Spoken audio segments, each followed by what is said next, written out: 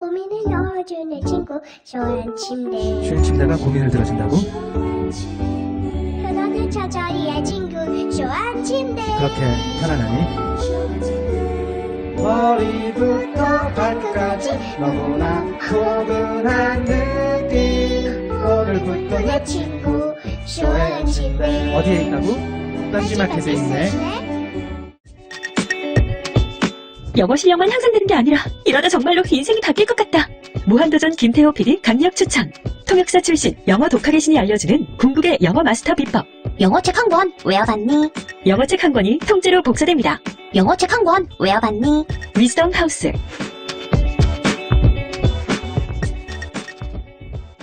엄마, 나 가게 안 하고 싶은데. 너 가게 해봤니? 농식 만들어봤니? 인테리어는? 집기는? 일할 사람은? 운영은? 가게자리는? 퇴근은? 너 돈이 있니? 나는 요술램프 몬스터 셰프다. 네가 원하는 모든 것을 들어주마. 맛집의 맛을 똑같이 만들어줄 수 있어요? 맛뿐만 아니라 돈과 정말 모든 비법을 알려주겠노라. 야하! 이젠 걱정 고민 끝! 네이버 검색창에 몬스터 셰프라고 쳐주세요. 상담 문의 02-458-8838. 몬스터 셰프! 야, 이 부장! 네가 부장이면 땅이야! 뭐? 저 인간 저거들 쟤 오늘도 술술 풀리고 안 먹고 회식 왔냐? 내일도 신체 상태로 출근하겠구만. 아유. 고려 생활건강 술술 풀리고 음주전 한포가 당신을 지켜드립니다. 특허받은 천연 유래 성분 숙취 해소제 술술 풀리고를 은하계 최저가로 딴지마켓에서 만나보세요.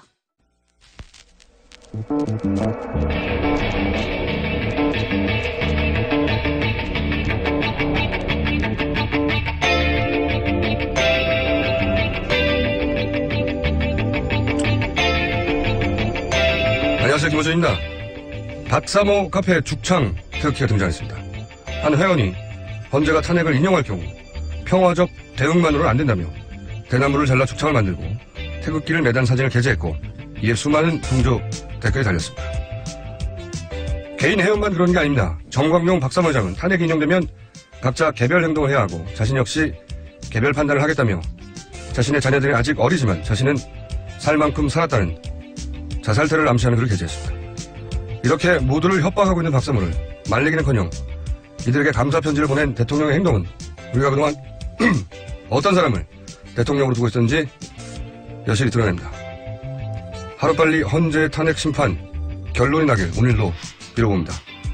죽창 태극기 같은 짓들은 정말 더는 못 봐주겠습니다. 김호준 생각이었습니다.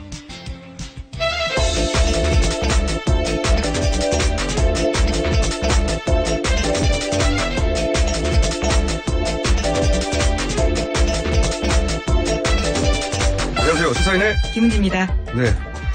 자, 오늘 첫 뉴스는 아무래도 어제 특검의 수사 발표가 있었으니까 관련 뉴스가 아주 쏟아지고 있어요. 네, 어제 특검이 수사 결과 발표하면서요. 박 대통령한테 적용한 혐의는 모두 5가지입니다. 삼성으로부터 뇌물 수수받은 거, 문화예술계 블랙리스트 작성 시행, 공무원과 민간의 인사부당 개입 등인데요. 이로써 박 대통령의 범죄 혐의는 검찰이 앞서 적용했던 8가지를 포함해서 총 13개로 늘었습니다. 네. 관련해서 이제 보고서도 냈죠. 예, 100페이지가. 네, 거의 100조 가깝습니다. 네, 여기 자세한 내용들이 있는데 오늘 언론들이 이제 그 보고서 기반해서 후속 보도들을 많이 냈어요. 관련 보도 좀 모아서 알려주세요. 네, 한겨레 보도가 좀 눈에 띄는데요. 관련된 공무원들이 어떤 역할을 했는지에 대한 특검 관계자발 설명입니다. 안종범 전 수석 같은 경우에는 돈을 받아내는 일을 했고, 김기춘 전 실장 같은 경우에는 반대파를 좌파로 몰아서 척결하는 일을 했고, 우병우 전 수석 같은 경우에는 이 과정에서 매질을 가하는 일을 했다라는 식으로 해석을 하고 있습니다. 딱 들어갔죠, 여기에. 예. 그러니까 반대파 박근혜 대통령을 반대하면 다 좌파가 돼요. 예. 그리고 이제 다 척결하고, 그리고 이제 공무원들이 말 안 듣면 잘라버리고. 예, 속칭 매질이죠. 여기서 나오는. 그리고 안정범 수석은 돈을 받아내는 역할을 하는데 그 앞에 2단계가 있죠. 최순실 씨가 돈벌 사업 계획을 세우고, 예. 그 사업 계획을 세우면 대통령은 그걸 대통령령으로 지시하고, 그런 다음에 이제 돈을 받아내는 거죠. 예. 훌륭한 역할 분담입니다. 네. 이걸 하루 이틀 한 게 아니라, 네. 그렇죠. 취임 이후부터요. 쭉 했다. 예, 예. 우리가 지금 집중하고 있는 건 사실 스포츠 재단하고 미르 재단, 이 두 재단을 중심으로만 바라봐서 그렇지, 여기 드러나지 않은, 그전에는 가만히 있었을까요? 재단과 동시에 이 일을 시작했을까요? 그전에 오랜 세월, 아직 드러나지 않은 일도 많다고 봅니다. 예, 그렇죠. 예, 예. 미얀마 같은 경우에 이 재단하고 직접 상관이 없잖아요. 근데 고영철 씨가 내놓은 문서나 이런 걸 통해 드러난 건데, 그렇게 아직 밝혀지지 않은 일이 많다. 저는 그렇게 생각합니다. 밝혀지지 않은 일들에 대해 좀 더 짚어보기로 하고, 자, 또 관련 뉴스도 어떤 게 있습니까? 네, 특검이 속칭 세월호 7시간과 관련된 수사도 일정 부분 이야기를 했는데요. 세월호 7시간은 여전히 미궁 속이긴 합니다. 하지만 특검 결과를 보면 대통령이 세월호 전날 저녁부터 당일 오전 10시경까지 무엇을 했는지는 여전히 확인되지 않았다라는 이야기도 했습니다. 사실 이게 말이 안 되는 거군요. 보통 이 시간엔 관제에서 자고 아침에 일어나고 확인 못할 이유가 뭐가 있어요. 확인이 안 된다는 얘기는 전날 시술 의혹 그리고 다음날 오전부터 시술 의혹과 연관해서 생각해 볼 수 있다. 예. 개인적으로 추정합니다. 이건 특검이 밝혀내지 못했기 때문에 아직은. 저는 여전히 당일 청와대에 없었다의 한 표인데 네. 과연 특검도 밝혀내지 못한 걸 검찰 특수본에서 밝혀낼 수 있을지 모르겠지만 헬기설 아직도 저는 한 표인데. 자, 세월호 7시간에 관해서는 그렇고요. 또 다른 뉴스는 어떤 게 있습니까? 후속으로. 네, 대통령 비선 의료만이 아니라 미용시술 관련해서요. 이미 알려진 색칭 주사 아줌마, 기치료 아줌마에 이어서 이번에는 왕십리 원장까지 등장했습니다. 왕십리 원장. 운동치료사인데요. 예. 왕십리 원장도 수시로 청와대에 드나들었다라는 거고요. 이들 3명의 비선 의료진 같은 경우에는 모두 무면허 의료업자였다고 합니다. 무면허. 예. 박근혜 대통령에게 주사를 놓은 사람이 너무 많아요. 주사를 놓은 사람이 공식 의료진 말고도 합치면은 10여 명 가까이 되는 상황이고. 그리고 비선 의료진 3명이 있는데 그 사람들도 면허가 없다. 예. 재밌지 않습니까? 이렇게 청와대가 돌아가고 있었다는 게. 네, 말이 멋있어서 그렇죠. 속칭 야매라고 말할 수 있는 거죠. 그렇죠. 예. 비선이라는 말이요. 예. 일반인들도 이렇게 무면허 의료업자들한테 잘 안 받거든요. 대통령이 왜 이렇게 해야 되는 건지. 그리고 대통령을 그렇게 만나기 힘들다고 비서실장도 김직준 비서실장도 대통령 만나기 힘들었다는데 이분들 그렇게 자주 만났어요. 이분들은 다 비선으로 몰래 들어가서 기록도 남기지 않고. 재밌습니다. 참. 앞으로 다른 걸 다 정치적인 걸 다 떠나서 이런 대통령 다시 나오지 않을 것 같아요. 모든 다 비선으로 처리하고 왕신리 원장, 기치료 아줌마, 주사 아줌마가 수시로 다들고 재밌습니다. 이주는. 자, 다음 뉴스는요? 네, 블랙리스트 관련해서요. 순수 문예진 문학동네 세월호 참사 추모집 눈먼 자의 국가라는 책이 있거든요. 그 책을 내고 나서부터 문학동네가 우수도서가 우수수 줄었다라는 건데요. 2014년만 하더라도 25종이 우수도서였는데 2015년에는 5종으로 줄었고요. 게다가 문예지에 지원되던 10억 원의 지원 사업도 폐지가 됐다라고 합니다. 네, 블랙리스트 올랐군요. 예. 한마디로. 여기 문예지인데 추모집을 냈다는 이유로 그동안 우수도서가 엄청 많이 선정됐는데 한 달에 한 평균 2권 정도 선정됐는데 그렇죠. 다 없어졌다는 거고 지원 사업도 폐지했다는 거고 이런 식으로 블랙리스트가 운영됐다는 거죠. 구체적 사례였고 또 어떤 게 있습니까? 네, 화이트리스트와 관련해서는요. 청와대가 정경련을 통해서 운영했다라는 건데요. 특검 발표에 따르면 특정 단체명과 금액까지 청와대 정무수석실이 지정해줬고요. 그래서 2014년부터 지난해 10월까지 삼성, 현대차, SK, LG 등을 통해서 총 68억 원을 지원했다라는 겁니다. 이거는 한 해 동안 그랬다는 거고요. 14년부터 15년까지. 근데 16년 10월까지요. 예. 그렇군요. 네. 1년 반 동안. 네. 이런 단체들이 결국 지금 친박 집회를 하고 있는 겁니다. 태극기 흔들면서. 네, 청와대와 또 수시로 통화를 하고 있고요. 어제 전해드린 바와 같이요. 올해 1월 달까지 계속 이들 단체 대표들과 청와대 선임행정관이요. 선임행정관이 아직도 전화를 하고 있다는 거죠. 이런 집회들을 주도하고 있는 사람들하고. 자, 관련 뉴스 또 있습니까, 후속으로? 네, 두 번째 태블릿 PC 관련해서요. 명의자는 최 씨 소유의 건물 환경미화원이었다라는 특검 수사 결과도 있습니다. 뿐만 아니라 사용요금은요. 최 씨 비서의 명의로 국민은행 계좌에서 나갔다라는 건데요. 이 계좌에서는 다른 것도 나갔습니다. 최 씨 명의로 개통된 최 씨가 개통한 여러 대의 차명폰 요금도 나갔다라는 건데요. 특검 조사 결과에 따르면 최순실 씨가 직접 대리점을 찾아가서 개통했다고 하고요. 태블릿 PC 암호는 최순실 씨가 휴대전화 등에서 사용했던 L자 패턴과 같다고 합니다. 그리고요. 태블릿 PC에는 개통 다음 날인 10월 13일에 열렸던 박 대통령 말씀자료 수정본이 들어있었는데 검찰 조사에서 정호성 전 비서관은 이 자료를 자기가 최순실 씨에게 줬다 이렇게 인정했습니다. 이런 게 바로 증거가 차고 넘치는 거죠. 최 씨 건물에 일하는 환경미화원이 했고 본인이 다른 대포폰 결제했던 계좌를 통해서 결제를 했고 본인이 개통을 했고 패턴도 같고 대통령 말씀 자료도 있고 정호성 비서관도 그 자료를 줬다고 하고 이게 아닐 수가 없잖아요. 그리고 이동 경로가 그대로 최순실 이동 경로가 일치하고 본인이 아니라는 거 아닙니까? 예, 여전히 부인하고 있습니다. 그리고 이런 거를 가짜 뉴스를 통해서 이제 배포를 하죠. 본인 것이 아니라고 계속해서 아직도 주장하고 있죠. 가짜 뉴스 관련도 또 뉴스가 있나요?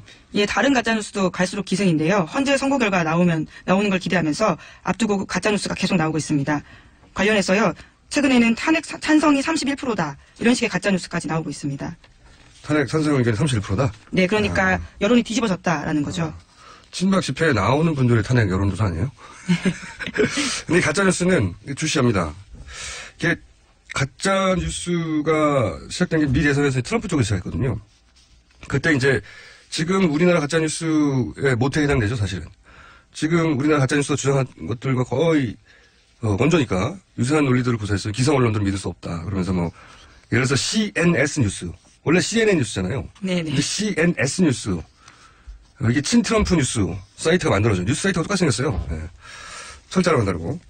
우리도 이제 노컷 있잖아요, 뉴스가. 노컷 일별하고. 제가 그런 식으로 만들었는데, 여기 보면 이제 팩트가 아니라 이제 주장을 하는 건데, 자기 주장을 뉴스의 포맷으로 만들어서 그렇죠. 사실처럼 주장을 합니다. 그리고 기존 뉴스 사이트하고 거의 같은 구성, 같은 디자인으로 만들거든요. 그 디자인으로 페이크 뉴스를 만들어서 미국 같은 경우는 페이스타임을 통해서 많이 유포했어요. 우리는 이제 카톡을 통해서 많이 유포하죠. 네네. 네. 거의 유사한 구조인데, 근데 미국 경우에는 그 배후에 그 엔지니어 출신으로 헤지 펀드를 운영해서 굉장히 큰 돈을 번 빅데이터 전문가가 있습니다. 미국에. 정치원금도 많이 내는 사람인데. 그 전문가가 프로를 고용해서 만든 사이트였어요. 실제로. 아마추어들이 한 게 아니고. 그리고 그 전문가는, 트럼프 진영에 막대한 후원금을 냈던 사람이기도 하고. 여기서 이제 재벌과도 겹치기도 하죠. 예. 우리나라 가짜뉴스 역시 이제 이 생산되는 뉴스의 포맷이나 사이트나 문구, 그리고 기사를 만들어내는 속도, 배포, 이런 거 보면은 매체 제작을 한 경험이 있는 사람이 총괄하는 게 거의 확실해요, 제가 보기에는. 아마추어들이 이렇게 단시간에 이런 사이트를 이렇게 만들어서 이렇게 많은 양의 컨텐츠를 이런 속도로 만들어서 이렇게 광범위하게 배포할 수가 없어요. 제가 우리나라 최초의 온라인 매체를 만들었지 않습니까? 아, 딴지일보, 예. 20년 전에. 예. 그리고 20년 가까이 유지했는데, 전문가의 온라인 매체, 이 전문가가 보기엔 이건 프로의 솜씨고, 그러니까 온라인 매체를 운영해 본 적이 있는 그 온라인 매체 의사 결정권자 레벨, 그런 사람이 총괄을 맡고, 그리고 그런 매체를 만들어 본 프로들이 뛰고, 그럼 돈이 필요하잖아요, 거기에. 당연히.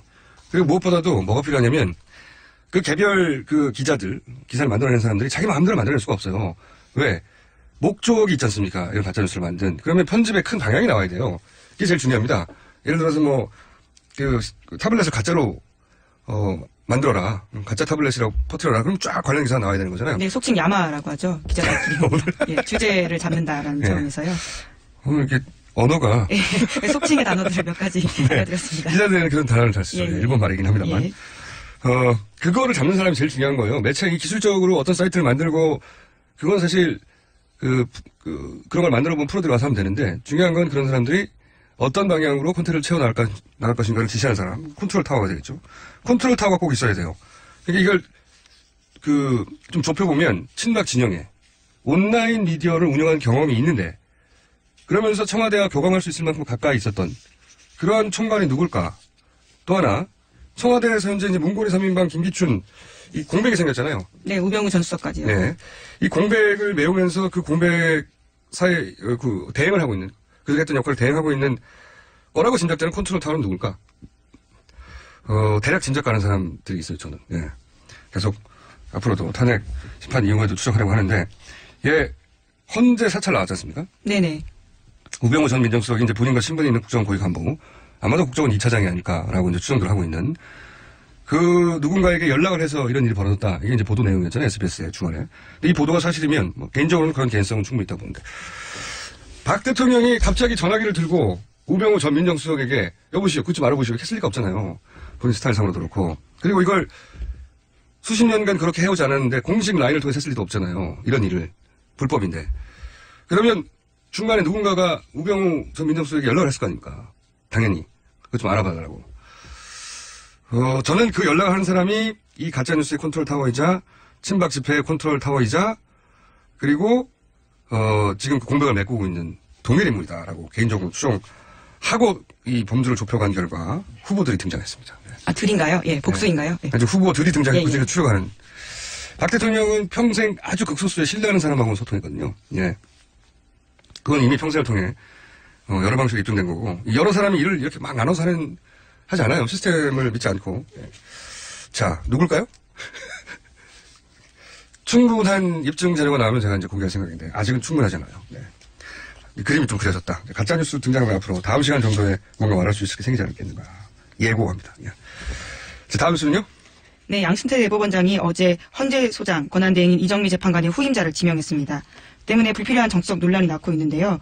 후임 재판관 지명이 탄핵 심판 선고 지연의 빌미가 되는 것을 우려해서 지명 절차를 유보했던 대법원이 갑자기 태도를 바꿨기 때문입니다. 이건 제가 보기에 굉장히 비겁한 결정이에요. 왜 비겁한 결정이라고 생각하냐면 탄핵 심판 결과가 나고 그래봐야 일주일밖에 차이가 없잖아요. 그때 발표하면 되잖아요. 근데 굳이 지금 발표했어요. 그죠?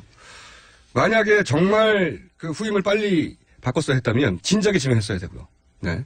근데 이제 이정미 재판관의 후임을 이렇게 지명해버리면 그 친박 진영 그리고 박근혜 대통령 대리인단 예, 예. 변호인단이 주장해왔던 그 지금 7명이 될지 몰라서 7명이 되기 전에 결론을 내려야 한다는 게 지금까지 논리였는데 그 논리를 반박할 수 있는 근거를 정해준 거거든요. 예, 그렇게 되는 셈이죠. 네, 그래서 이제 이걸 들어서 후임 지명됐으니까 후임이 새로 오면 결론을 내자 급하게 할 필요 없다. 이 논리를 계속 주장하고 싶었는데 그동안 후임이 지명이 안 돼가지고 못했잖아요. 그래서 아마도 압박을 받았겠죠, 양승태. 대법원장이요. 네, 대법원장도 보수 진영이 임명한 사람이니까 임명을 받았을 테고 또 한편으로는 그 국민적 여론이 있지 않습니까? 그 개입하면 안 된다고. 그러니까 어중간하게 발표한 거예요. 어중간하게 중간에 껴가지고 일주일만 있다가 발표하면 되는 것을 굳이 어중간하게 그래놓고 탄핵 선거에 영향을 주지 않으려고 했다. 말도 안 되는 소리죠. 선거에 영향을 주지 않으려고 했다면 임명을 일주일 있다가 하면 되는 겁니다. 예, 전혀 필요 없는 불필요한 그 논란을 만들어냈거든요. 예, 좀 어색한 게요. 이상훈 전 대법관 같은 경우에도 지금 후임 없이 나가 있는 상태거든요. 그러니까 대법원도 한 자리가 비어 있습니다. 이미 앞서서 비어 있는 자리에 대해서는 후임자 임명하지 않고 있는데 갑자기 헌재를 아직 나가지도 않은 자리에 대해서 후임자를 먼저 임명한 거죠. 그러니까 반쯤 어정쩡하게 박근혜 대통령 손도 들어주면서 그러면서도 욕을 먹지 않게 진짜 어정쩡한 비겁한 결정이라고 봐요. 자, 그리고 앞으로 그 특검 저희가 잠시 후 2부에서 이제 특검 수사 발표를 자세하게 짚어보려고 하는데 특검이 발표한 내용 중에 아쉽다. 이것도 추적됐어야 하는 건데 김원지 기자는 없어요? 네, 아무래도 세월호 7시간과 관련돼서는요, 여전히 아쉬움이 많이 남습니다. 대통령 대면 조사도 하지 못했고, 청와대 압수수색도 하지 못했기 때문에 결과가 굉장히 텅텅 비어 있거든요. 저는 개인적으로는 이 초기부터 주장했던 그랜드 레저 코리아라고 있어요. 아, GKL, 네. 예, 예. 그랜드 코리아 레저군요. 예. 이 카지노 운영하는 데. 예, 예.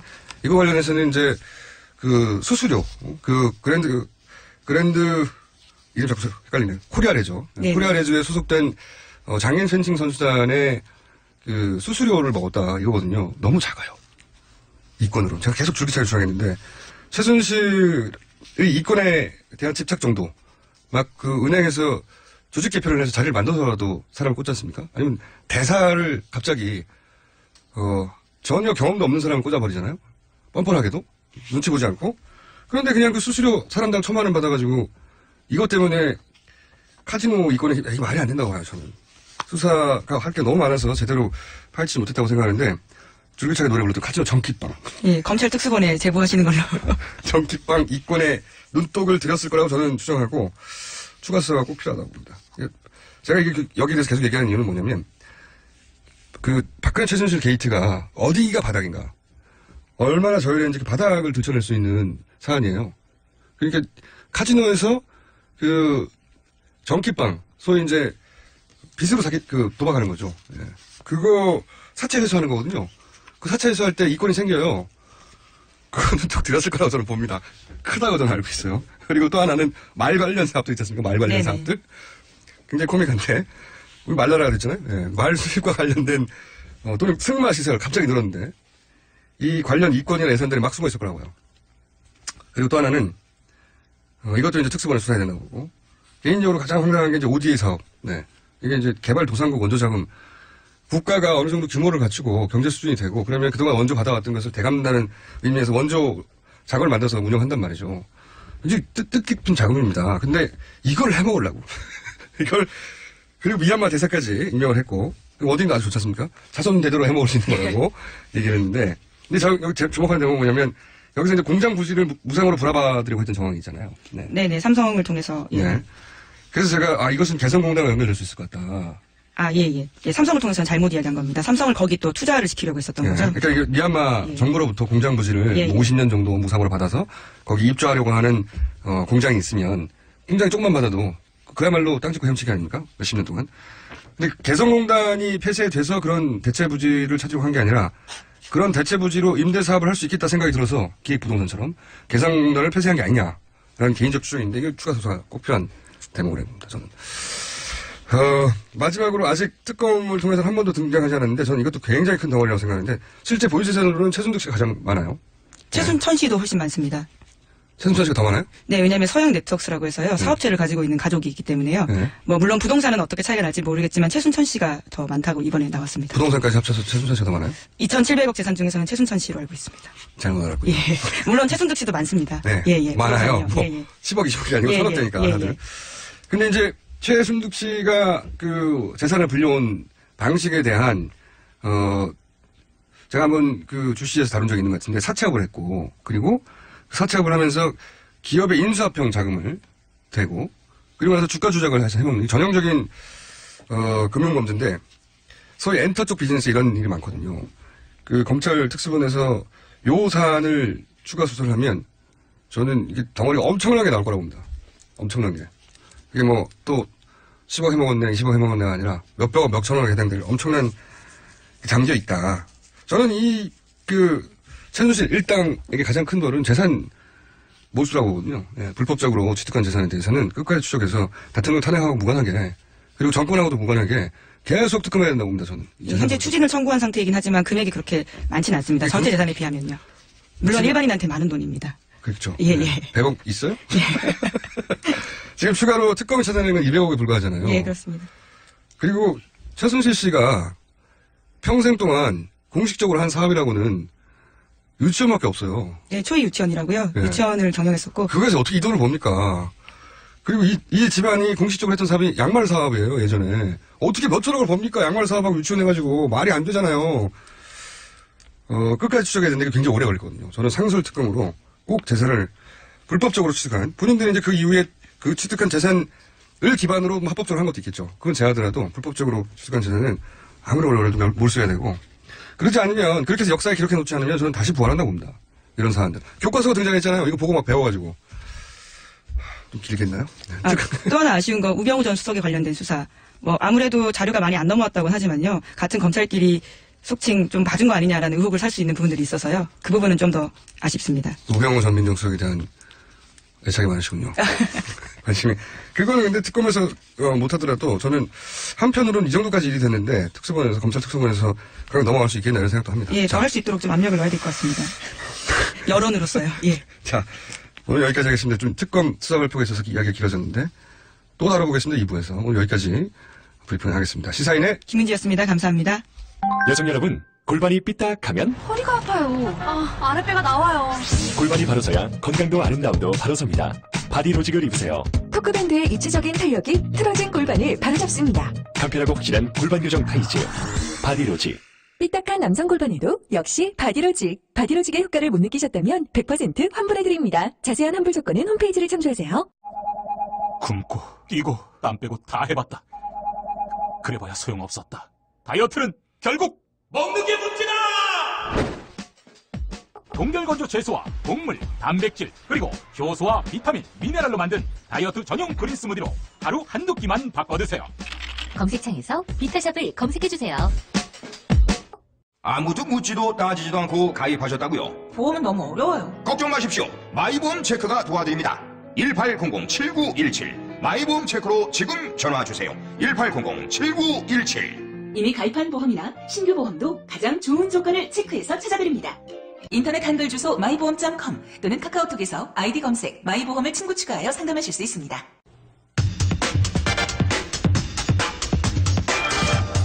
네, 첫 번째 인터뷰 시간입니다. 어제 박영수 특검이 수사 결과를 발표했죠. 검찰 출신으로 탄핵 소추안 초안을 작성한 분입니다. 민당의 금태섭 의원 전화 연결하고 있습니다. 안녕하십니까? 예, 안녕하십니까? 네, 오랜만입니다. 네. 예, 잘 지냈습니다. 검찰 출신으로 이 수사 결과 발표문을 읽으시면서, 이 정도면 몇 점을 줄 수 있다. 그런 관점에서 어떻게 평가하셨습니까? 몇 점짜리였습니까? 예, 박영수 특검은 절반의 성공이라고 하셨는데요. 네. 제가 봐서는 90점을 드려도 되지 않을까 싶습니다. 90점이요? 예, 특히 삼성 이재용 부회장 뇌물 사건을 통해서 네. 박근혜 대통령과 최순실이 공모해서 어떻게 국정이 농단됐는지 그 메커니즘을 분명하게 밝혀낸 것은 대단한 성과라고 생각을 합니다. 다만 아쉬운 점이라면은 예, 10%가 뭡니까? 가장 아쉬운 거라면 박근혜 대통령에 대해서 직접 대면 조사를 못해서 예. 이 국정농단이 일어난 메커니즘은 밝혔지만 도대체 왜 이런 일을 했는지 최순실이라는 사람을 끌어들여서 이렇게까지 나라를 망쳐놨는지 그 부분이 좀 깊이 조사되지 못한 것이 가장 아쉬운 점이고요. 그런데 그건 그 특검의 잘못은 아니지 않습니까? 네. 예, 물론 특검의 잘못은 아닙니다. 네. 처음에 특검 수사에 응하겠다고 했다가 안 나오신 박근혜 대통령이 전적으로 책임질 문제죠. 예, 그러니까 거긴 감점 요인에 거긴 넣지 마시고요. 예, 그래서 90점은 된다고 봅니다. 네, 그리고 우병우 민정수석의 수사. 예, 우병우 민정수석의 수사 같은 부분이 조금 미진했는데 70일이라는 길지 않은 기간에 이루어진 수사라는 점을 감안한다면 역대 특검 중에서 가장 성과를 낸 훌륭한 결과가 아닌가 싶습니다. 혹시 이제 언론에 보도는 안 됐지만 개인적으로 예. 이 사안을 나는 주목한다. 혹은 보도됐지만 언론은 크게 다루지 않았는데 검찰 출신을 보기에 여기에 이걸 캐려면 거기 굵직한 게 뒤에 있을 거야. 이런 사안 있었나요 혹시?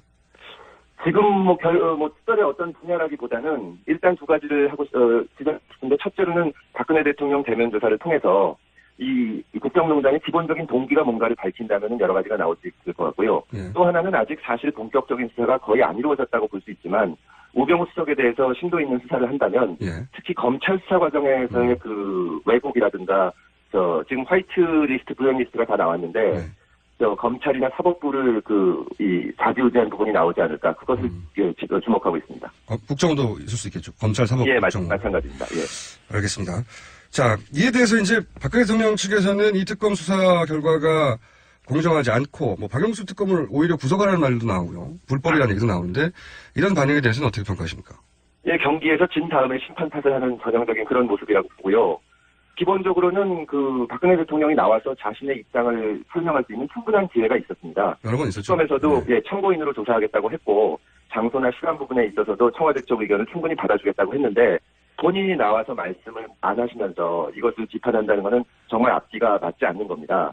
제가 보기에는 일방적인 의견 발표만 할 뿐 질문 받는 것을 두려워하지 않나 하는 그런 느낌이 나는데 어쨌든 나오시지 않고 자기 입장을 밝히지 않았으면서 결과에 대해서 본인이 임명한 특검이 수사한 결과에 대해서 반박을 하는 것은 정말 앞뒤가 안 맞는 일이라고 생각합니다. 오는 10일, 그러니까 이번 주 금요일 아니면 다음 주 월요일에 결국은 탄핵 심판에 이제 결론이 날 거라고 추정들을 하는데 네, 지금 맞습니다. 어제 나온 특검의 수사 발표가 이 탄핵 심판에 증거로 채택되지는 않는 걸로 알고 있는데 이게 참고가 됩니까? 어떻게 되나요? 이럴 경우에? 일단 헌재에서도 공식적으로 밝혔지만 증거로 채택이 안 됐기 때문에 이 부분이 직접적인 영향을 미치지는 않습니다. 네. 그러나 역설적으로 봐서 특검에서 지금 드러난 사실들이 지금까지 국민들이 짐작하는 것과 전혀 다르지 않거든요. 말하자면 무슨 박근혜 대통령이 사실은 억울했다거나 다른 사정이 나오지는 않았고, 그 다음에 이 언론 보도들을 결국 헌법재판관들도 보시게 되는데, 구체적인 범죄 사실보다도 대통령은 지금 아무 파익도 추구한 적이 없고, 잘못이 없다고 말씀을 하지만, 그렇다면은 왜 그렇게까지 대포폰까지 만들어서 청와대에서 국정을 운영했는지 이런 부분이 간접적으로는 영향을 줄 것으로 생각합니다. 이런 보고서가 헌재에도 가긴 갑니까? 가지는 않겠지만 언론에 많이 보도되니까 다 보시겠죠. 물론 헌재에서는 증거에 의해서 판단을 하실 거고 그동안 헌재에서도 충분히 심리를 했기 때문에 증인신문도 하고 검찰 수사기록 등 증거도 봤는데 이번 특감기록이 그 검찰 수사 결과와 거의 맥락이 같기 때문에 아마 지금 가지고 있는 심증을 굳히는데 그런 영향을 주지 않을까 싶습니다. 심증에 영향을 줄 수 있다. 네. 예. 그분들도 사람이니까요, 당연히. 예. 제가 이제 이건 좀 주변 질문인데 특검이 검찰로부터 넘겨받은 수사 기록이 55,000페이지라고 제가 들었거든요. 그리고 특검이 만들어낸 게 또 10,000페이지가 넘고 제가 이런 거 볼 때마다 55,000페이지 언제 다 읽지 그런 생각이 들어요. 검찰에 계셨던 분으로서 55,000페이지를 단기간에 다 읽고 그리고 거기서 이제 출연해서 수사를 하고 이게 가능한 겁니까? 55,000페이지 어마어마한 분량인데. 저도 검찰 수사 기록을 상당 부분 있어서 읽어봤는데요. 예. 다 읽어봅니다. 저희는 그런 쪽으로는 좀 훈련이 돼 있기 때문에 변호사 할 때도 의뢰인들한테 드리는 말씀이 뭐라도 적어내면은 판사나 검사들은 다 읽어본다. 그래요? 특히 이런 중요한 사건에서는 놓치는 부분이 있어서는 안 되기 때문에 아마 여러 번 읽어봤을 거로 생각을 하고요. 또 이 사건 같은 경우는 언론에서도 이 자료들을 나중에 다 봐서 놓친다는 거는 있을 수가 없고 55,000페이지라고 하더라도 마음 먹고 읽으면 며칠에 다 읽을 수 있습니다. 연수원에서 속도 가르칩니까? 이게 55,000페이지를 금방 이게 굉장히 불안한 일이고 정말 읽다 보면 참담한 생각이 들기는 하지만 또 워낙 흥미진진한 내용이기 때문에 헌법재판관들도 검찰 수사 기록을 다 읽고 숙지하고 계실 거라고 생각합니다. 그렇군요. 이걸 다 읽는 거군요. 실제로. 예. 저는 그냥 그 요점만 있는 줄 알았더니 다행입니다. 알겠습니다. 자, 이건 어떻습니까? 가장 중요한 게 이제 뇌물죄인데 액수도 너무 예. 크고 예. 이 뇌물죄 부분이 앞으로 뭐 그거는 사법부가 판단할 일이긴 합니다만 지금까지 이제 드러난 정도 그리고 검찰의 수사 결과를 볼 때 이게 확실히 드러났다 이렇게 볼 수 있습니까? 제가 그 탄핵소추안 소환을 작성하면서 그동안 나와 있는 검찰 수사 결과만 보더라도 상당 부분은 그대로 뇌물로 기소해도 큰 무리가 없겠다고 판단을 했습니다. 근데 지금 저 특검에서는 이 삼성 이재용 부회장에 대해서 2차례에 걸쳐서 영장을 청구하면서 예. 그 부분을 철저히 보강을 해놨기 때문에 제가 봐서는 뇌물죄로 인정하는데 충분할 정도의 증거가 확보됐다고 보이고요. 예. 그리고 이제 재판을 하다 보면은 비슷한 사례가 여러 가지가 있으면은 그 증거가 더 보강이 됩니다. 근데 아직까지는 시간이 없어가지고 다른 대기업에 대한 수사가 이루어지지 않았는데, 그렇죠. 예. 미르재단이나 K스포츠재단 또 다른 식으로 금품을 제공한 그 기업에 대해서 조사가 이루어지면은 대가성 부분이 배로 이렇게 그 보강이 돼서 그렇겠군요. 뇌물죄를 충분히 인정할 수 있을 거라고 봅니다. 지금은 삼성 하나지만 예. SK나 뭐 롯데나 그 다른 재벌들도 틀림없이 뭔가 대가를 받았을 테니까 그런 게 보강이 되면 문제 없을 것이다. 그렇습니다. 그리고 노무현 대통령 그 탄핵 사건 때 헌법재판소에서 뇌물죄가 인정이 되는 경우는 이 명백하게 탄핵 사유에 해당한다고 했기 때문에 이것이 상당히 쟁점이 되는데 특검 수사를 통해서 뇌물 부분은 거의 분명하게 밝혀졌다고 보입니다. 가장 큰 성과 중에 하나죠, 사실은. 예, 그렇습니다. 예, 삼성이 장사를 시작한 이래 79년간인가요? 단 한 번도 구속된 적이 없는데 이거 하나만으로 특검은 자기 할 일 다 했다 싶은데 또 한 가지 아무도 예상치 않았지만 기대치 않았지만 굉장히 큰 성과를 낸 게 블랙리스트 수사지 않습니까? 예, 맞습니다. 이걸로 김기춘 전 비서실장이 구속될 거라고는 법을 그렇게 잘하는 본인도 몰랐을 것 같아요. 예? 사실 뇌물죄는 검찰에서도 뇌물죄 적용을 안 했다 뿐이지 상당히 조사가 돼 있는 상태였는데 예. 이 블랙리스트 부분은 검찰 수사에서 별다른 언급이 없었거든요. 그렇죠. 예. 근데 이거를 그 명단을 포함해서 완벽하게 밝혀냈고 더군다나 한 발 더 나가서 이제 블랙리스트는 지원 같은 것을 못 받게 하는 것인데 예. 이제 전경련을 이용해가지고 이 관련 단체들을 지원을 한 소위 화이트리스트까지 밝혀낸 것은 기대 이상의 정말 대단한 성과라고 생각합니다. 그러니까요. 이걸 통해서 결국은 한 번도 평생 동안 또 법적 그 단죄를 받은 적이 없는 김기춘 전 비서실장이 구속이 됐다는 것도 대단한 성과라고 저는. 예, 그렇습니다. 특검이 정말 앞으로 특검이 나올 때 이제 다른 사안으로 특검이 나오면 항상 이 특검이 거론될 것 같아요. 네. 니네 왜 그렇게 못했냐고. 이번 사건은 사건 자체가 워낙 수사할 점이 많아서 예. 사실은 처음부터 성과를 어느 정도 낼 거라고 생각을 했지만 그래도 박영수 특검을 비롯해서 특검보들과 그 파견 검사들이 정말 최선을 다해서 수사를 했다는 것이 느껴집니다. 알겠습니다. 이 수사 결과를 보더라도 자세하게 밝혀냈고 못 밝힌 부분은 못 밝힌 부분까지 그 실마리나 단서를 제시하면서 검찰에서 추가 수사를 하는 방향을 제시하고 있기 때문에 정말 그 큰 성과를 냈다고 평가합니다. 자, 그러면 7시간 비선 진료 이 부분은 어떻게 평가하십니까? 7시간 부분에 대해서도 박근혜 대통령이 대면 조사를 거부해서 분명히 밝히지 못했지만 지금 특검 수사 결과에서 사진까지 보여주면서 일부 언론에 보도됐던 것처럼 2014년 4월 15일 국무회의 당시에는 시술 자국이 없었는데 17일에는 시술 자국이 있다. 그러면 15일 저녁서부터 16일 오전까지 뭘 했는지는 밝혀지지 않았고 그때 어떤 시술을 받았을 가능성도 있다고까지 제시를 해놓은 상태입니다. 그래서 결국에 가서는 탄핵이 지나면은 박근혜 대통령이 검찰 수사를 받게 될 텐데 그때 이 부분에 대해서 과연 무슨 일이 그 시간 동안에 있었는지 충분히 밝혀질 수 있을 것으로 보입니다. 자, 이건 어떻습니까? 이제 이런 우려를 여러 사람들이 여러 가지 방식으로 사전에 밝혔었는데 검찰로 되돌아가면 검찰이 직접 관련된 사안들도 소위 이제 우병우 라인 직접 관련된 사안들도 있을 텐데 검찰이 자기 식구들을 제대로 수사할 수 있겠냐. 그리고 그런 라인에 있다고 하는 분들이 대부분 고위직에 있는데 그분들이 이제 가만히 있겠냐. 이런 우려 있지 않습니까? 검찰에 계셨던 분들은 어떻게 보세요? 그 부분에 대해서는 저도 반신반의합니다. 사실 그 내부 수사가 가장 어렵고 검찰을 믿기는 어려운데요. 이번 특검 수사 결과에 대해서 많은 국민들이 이제 인정을 하고 있기 때문에 만약에 검찰에서 내부적인 수사를 제대로 못 해낸다면 다시 국회에서 특검법을 통과시키거나 특검을 재가동을 해서라도 그 부분은 밝혀질 것이라고 봅니다. 그러니까 검찰이 스스로 밝히지 않는다면 특검이나 혹은 다른 그런 외부적인 기관에서 이것을 손을 대게 될 것이고 그 경우에는 검찰이 정말 개멸적인 상처를 받게 되기 때문에 아마 검찰도 밝힐 수 있는 데까지는 밝히려는 노력을 할 거라고 보입니다. 재산 추정은 어떻습니까? 최순실 관련한 재산에 관해서는 워낙 말도 많고, 이게 역사도 오래됐고. 최순실 일가 쪽에서 나온 증언들도 있고요, 보면. 친척들 통해서. 근데 이제 너무 오래돼서 이게 과연 제대로 밝힐 수 있을까 하는 의문이 있거든요. 그 부분은 김어준 씨도 지적하고 있지 않습니까?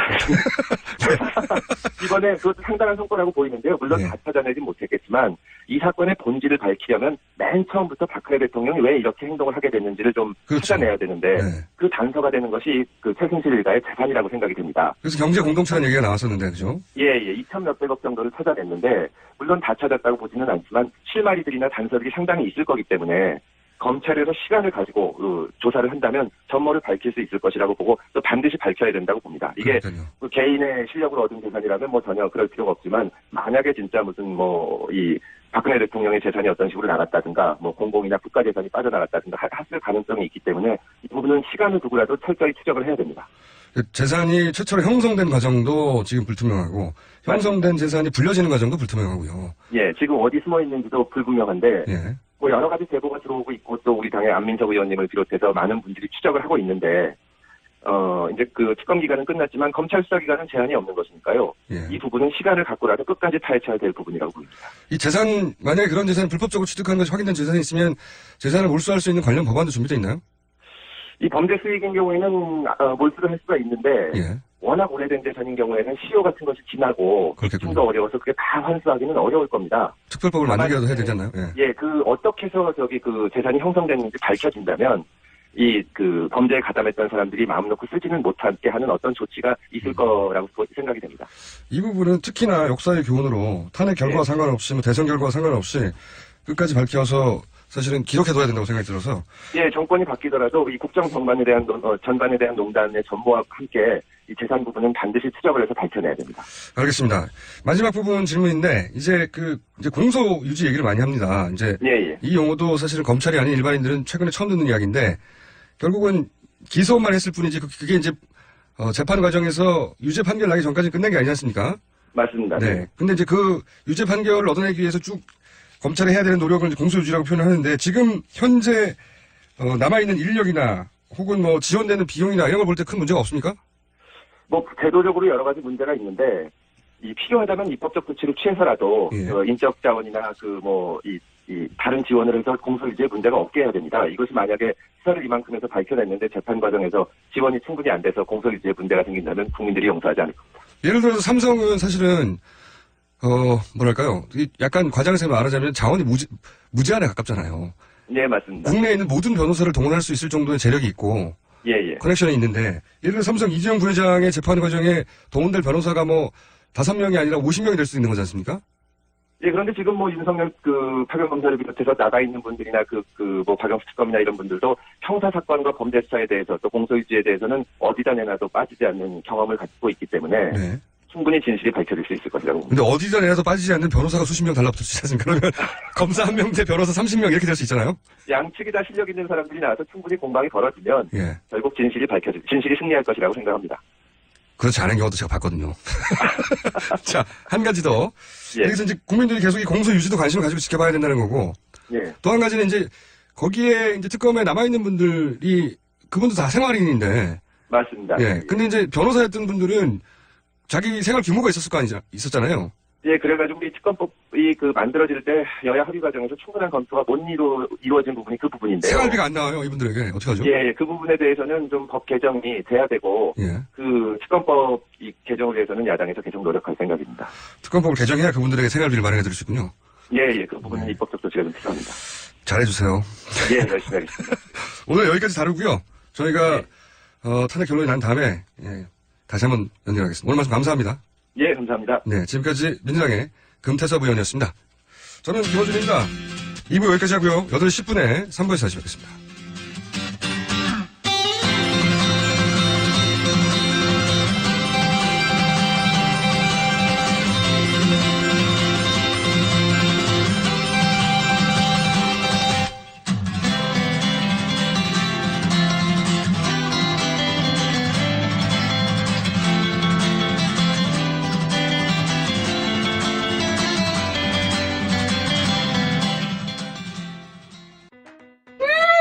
맛있어. 너무 맛있어. 와, 아삭거리는 소리 들려? 와, 진짜 맛있다. 이 김치 어디에서 샀어? 김치 어디서 샀냐면 화 뭐? 무슨 김치라고? 그러니까 어디 김치냐면 바로 뜸들이지 말고 빨리. 도대체 어디 김치야? 화통김치. 화통김치라고. 국내산 재료로 100% 자체 생산하는 화끈하게 통하는 화통김치. 얼른 검색해서 사 먹어. 한글도 남보다 빨리 깨치고 참 똑똑했는데 갈수록 실력이 뒤처지는 것 같아 걱정이에요. 혹시 초등학교 교과서 본 적 있어요? 어려운 어휘가 너무 많아요. 학교에서는 어휘 개념을 하나하나 설명해줄 시간이 정말 부족하잖아요. 그럼 어떡하죠? 내 아이의 어휘만큼은 내가 책임져야죠. 어휘 공부의 정성. 초등어휘 3천, 초등어휘 5천. 검색창에 초등어휘 3천을 쳐보세요. 눈에 들어가도 상처 위에 발라도 혹은 아이들이 실수로 먹더라도 괜찮아야 한다는 마음으로 달려왔습니다. 아이부터 어른까지 수아비스. 이렇게 좋은 화장품 전 국민과 나누기 위해 수아비스 아이 모델 선발 대회를 개최합니다. 아이부터 어른까지 수아비스. 아이를 포함한 가족 모두가 참여 가능합니다. 지금 검색창에 수아비스 화장품을 검색하세요. 아이부터 어른까지 수아비스. 평생을 수아비스와 함께할 모델 바로 여러분과 여러분의 아이가 될 수 있습니다. 아이부터 어른까지 수아비스. 우리는 훌륭한 국가에서 살고 있는가? 흔쾌히 답할 수가 없다. 훌륭한 국가 없이는 훌륭한 삶을 살 수 없기에 사람들은 묻고 시도하고 좌절하고 또 도전한다. 도대체 국가란 무엇인가? 대한민국을 더 훌륭한 국가로 만들려면 우리는 각자 무엇을 어떻게 해야 하는 것일까? 나는 이런 의문들에 대한 답을 찾고 싶었다. 이 책은 오늘의 시점에서 내가 찾은 대답이다. 유시민 국가란 무엇인가 개정판 도서출판 돌베개.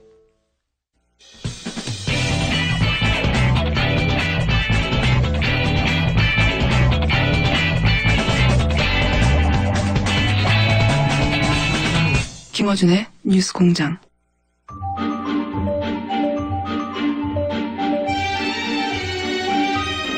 뉴스에 나오지 않는 진짜 뉴스라고 주장하는 하영의 오프더 레포드. 오늘은 전화 연결입니다. 하영 기자. 예, 안녕하세요. 한겨레 하영 기자입니다. 네.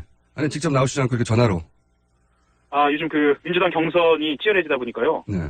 아침 일정이 좀 많습니다. 그래서 저는 지금 안희정 지사 마크맨, 이른바 마크맨이죠. 네. 안희정 지사 캠프를 출입하고 있고요. 그래서 부득이하게 전화 연결했습니다. 네, 죄송합니다. 마크맨들이 다 있잖아요. 이재명 시장 네네. 마크맨도 있고, 문재인 전 대표 마크맨도 있고. 네. 그리고 토론회가 시작됐는데, 마크맨들이 원래, 본인 마크맨들의 활동에 대해서 이제 나중에 모여가지고 얘기들 하잖아요. 하죠. 예. 네. 그러면 물론 채성 고양시장에 대한 마크맨도 있나요? 아니면 마크맨을 따로 두지 않나요? 채성. 최시상께는 좀 죄송한 말씀입니다만, 묶어서 합니다. 예. 네. 아무래도 인력에 문제가 있다 보니까요. 네. 그리고 이제 갑자기 등장하셔가지고 사실은. 예. 그럴 수밖에 없었죠. 누구 마크맨이 채성 고양시장은 묶어서 마크합니까? 보통은 이재명 시장 마크맨이 묶거나요. 아니면 안희정 지사. 그러니까 1위를 제외한 2, 3위 쪽에서 보통 마크를 같이 묶죠. 예. 네. 자. 더 솔직하게 말씀드리면 마크맨이 없는 언론사도 아마 있을 겁니다. 네. 채성시장. 네. 예.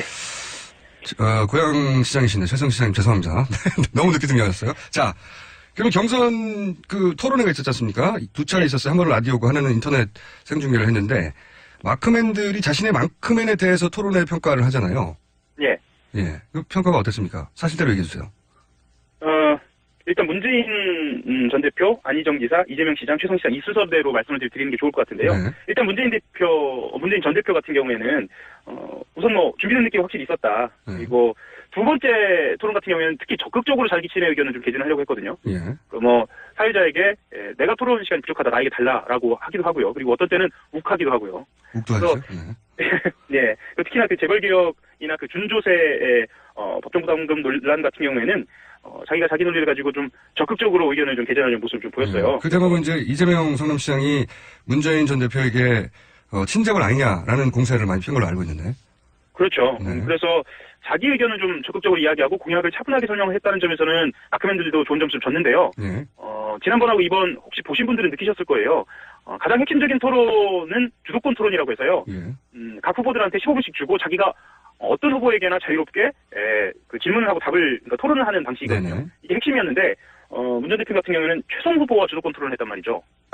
그래서 그래서 이제 첫 번째는 최성 후보가 워낙에 이 질문이 없었기 때문에 본인이 이제 맏형의 어떤 스타일, 이미지로 좀 기회를 주는 것으로 보였는데 두 번째로 그러다 보니까 이건 좀 피해가는 거 아니냐라는 좀 그런 시선도 좀 있었죠. 2위, 3위. 그러면서 아마 2위, 3위와의 이제 직접 대결 피해간 거 아니냐? 네. 예. 그러면서 좀 감점 요인이 좀 있었습니다. 예. 알겠습니다. 전반적으로는 선박했으나 주도권 토론에서 본인과 이제 치열한 각을 세울 만한 2위, 3위 후보가 아니라 최성 시장과만 했다. 네. 피했다. 그리고 현장에서 본 사람들은 느꼈을지도 모르겠는데요. 유난히 두 번째 토론 때는 원고를 읽거나 외워서 하는 듯한 느낌이 좀 있었어요.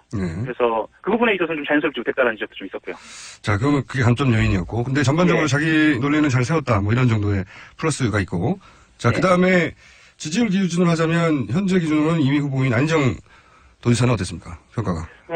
안지사 같은 경우에는 지난번 1차 토론 때는 실제로 몸이 좀 안 좋았다고 그래요. 그래서 약간 토론에서 본인이 평소에 그 증문즉답이라는 형식을 통해서 자유롭게 이야기하는 것과는 달리 약간 불안한 모습도 좀 보였거든요. 근데 2차 토론 때는 확실히 안정된 느낌은 좀 있었습니다. 그런데 본인이 지금 가장 논란이 되고 있는 대연정에 대해서 정말 한번 맘먹고 드라이브를 좀 걸겠다라고 좀 처음에는 알려져 있었거든요. 근데 그 이슈는 살짝 피해가면서 오히려 안보 이슈에 좀 집중하는 느낌이 좀 있었어요. 이건 전략적인 것인지 아니면 토론에서 본인이 스스로 그 상황에 맞게 태도를 바꾼 것인지는 그건 좀 더 들여다봐야 할 것 같고요. 다만 이제 기자들이 그 마크맨들이 갈증을 느끼는 부분, 안지사에 대해서 갈증을 느끼는 부분은 항상 구체적으로 그럼 무엇을 할 것인가예요. 네, 이 구체적인 부분에 대해서 여전히 등장하고 있지 않다는 점에 대해서는 조금 더 아쉬웠고요. 이게 단순히 합부분의 문제냐 아니면은 아직 충분히 준비되지 않았느냐 네, 그렇죠. 그런 논란을 불러일으키는 대목이죠. 네, 그래서 답변이 구체적이지 않았다라고 하는 감점 요인이 있었다는 거죠. 네네. 뭐 다만 안정감은 좀 있어 보였고요. 그리고 실제로 보신 분들도 아시겠지만 그 토론에 맞는 토론 스타일에 맞는 태도를 좀 보였어요. 이번에는 좀 자연스럽기도 하고 그리고 상대방의 공격에 대해서 매끄럽게 넘어가는 부분도 좀 있었고요. 특히나 이제 그 통합에 대한 지적이라든가 아니면 안보 이슈에 대한 지적들은 본인이 지적을 받는 상황임에도 불구하고 상대에게 태도나 어떤 그 화법의 문제를 좀 제시하기도 하고요. 특히 그 사드 문제에서 그런 이야기가 나왔는데 그런 점에 있어서는 좀 좋은 점수를 받기도 했고요. 예. 자, 그럼 이재명 아무래도 제가 안희정 지사 마크맨이다 보니까 좀 좋게 얘기했나요? 그건 감안해 주십시오. 네, 그건 감안해서 마이너스 20점 하면 좋겠습니다. 자, 이재명 시장 마크맨의 평가는 어떻습니까? 사실 이번 토론을 통해서 가장 그 유리한 후보가 이재명 시장이라고 예견을 했었고, 실제로 1차 토론과 2차 토론에서 가장 두드러진 사람이 이재명 시장이었던 건 맞아요. 예. 특히나 1차 토론 때는 본인이 오히려 안정감 있는 태도를 보이면서, 이 시장이 이런 면모도 있었네, 라는 태도를 보였고요. 2차 토론 때는 이 시장이 먼저 공격적으로 나서면서 특히 그 재벌과 관련된 문제에서 아주 강하게 문 전 대표를 공격하면서 이것이 과연, 유권자들에게 너무 공격적인 거 아니냐라고 비춰질지 아니면 역시 사이다라고 비춰질지 이건 조금 두고 봐야 할 것 같습니다. 하지만 마크맨 대사에서 약간 평가가 엇갈렸어요. 역시 사이다라고 하는 쪽도 있었고요. 저렇게 되면 안정감을 좀 주기 부족해 보일 텐데라고 좀 보는 시선도 있었고요. 알겠습니다. 마크맨의 총평을 듣고 나니까 별 도움이 안 되네요. 예. 자, 또 한 가지는 물론 이제 다른 당들의 대선 후보, 경선 후보 토론회가 나면 거기도 저희가 평가를 하겠지만 지금은 민당밖에 토론회를 본격적으로 하지 않고 있기 때문에 민당 얘기를 먼저 해봤고, 자, 그 안희정 도지사 마크맨으로서 그 지지율이 상승했던 속도하고 거의 유사한 속도로 지금 하강하고 있어요, 지지율이. 유사한 속도인가요? 더 빠른 속도인 것 같은데요. 제가 이제 그 지지율 기울기를 봤더니 거의 유사한 속도인데 그래서 지금 물론 여론조사 기간들마다 조금씩 차이는 있지만 거의 10% 초중반대로 하라고 했지 않습니까? 예. 아주 단기간에. 네. 여기 대해서 캠프는 뭐라고 평가하고, 그러니까 공개적으로 평가하는, 그러니까 본인들의 이제 언론의 워딩은 저도 봤단 말이죠. 어차피 이렇게 조정기를 거치기 마련 아니냐, 모든 후보들이. 이렇게 얘기하는 정도로 넘어가려고 하는데 실제 분위기는 어때요? 이게 위기의식이 어느 정도입니까? 위기의식 있죠. 위기의식 당연히 있고요. 네. 그 선언의지 발언 이후에 대연정과 관련된 방법론을 어떻게 수정할 것인가를 두고 내부에서 좀 이견이 있었어요. 그래서 이게 갈등 국면으로 가는 거 아닌가라는 저 나름대로의 캠프 내에서 갈등이요? 예. 노선에 대해서. 그렇죠. 그런데 사실 이 금강팀이라고 불리는 이 안희정 캠프, 그러니까 노무현 전 대통령이 그 보좌진으로 데리고 있었던 팀이 금강팀 아닙니까? 금강빌딩에 있었다고 해서. 금강팀의 결속력이 굉장히 강해요. 제가 예상했던 것보다 훨씬 강하고 대신 안희정 지사의 뜻이 뭐냐라는 것을 분명히 물어서 안희정 지사가 대연정 간다. 방법론이 지금 지지율에 영향을 있지만 대연정으로 통합론으로 간다라고 결정을 내리면서 사실 내부적으로는 이 선언의지 발언이라든가 대연정과 관련된 우려 그리고 지금 지지율에 대한 우려는 지사를 믿고 가는 것으로 그렇게 좀 정리된 상태입니다.